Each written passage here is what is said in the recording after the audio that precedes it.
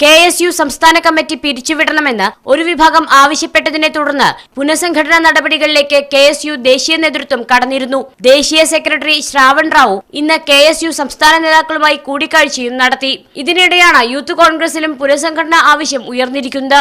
2013 നിലവിൽ വന്ന ഇപ്പോഴത്തെ സംസ്ഥാന കമ്മിറ്റി പിരിച്ചുവിടണമെന്നാവശ്യപ്പെട്ട് ഒരു വിഭാഗം സംസ്ഥാന ഭാരവാഹികൾ KPCC പ്രസിഡന്റ് VM സുധീരൻ, പ്രതിപക്ഷ നേതാവ് രമേശ് ചെന്നിത്തല, മുൻ മുഖ്യമന്ത്രി ഉമ്മൻചാണ്ടി എന്നിവർക്ക് കത്ത് നൽകി. ഒരു പുതിയ സമരവും ഏറ്റെടുക്കാൻ കഴിയാത്ത വിധം യൂത്ത് കോൺഗ്രസ് നിർജീവമായെന്ന് കത്തിൽ ആരോപിക്കുന്നു. താഴെത്തലം മുതൽ ഗ്രൂപ്പ് അതിപ്രസരമാണ്.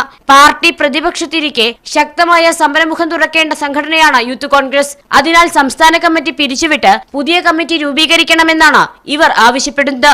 സംസ്ഥാന സെക്രട്ടറിമാരായ മണക്കാട് രാജേഷ്, M ഷിറാസ് ഖാൻ എന്നിവരുടെ നേതൃത്വത്തിലാണ് നേതാക്കൾക്ക് കത്ത് നൽകിയത്. മീഡിയ 1 തിരുവനന്തപുരം.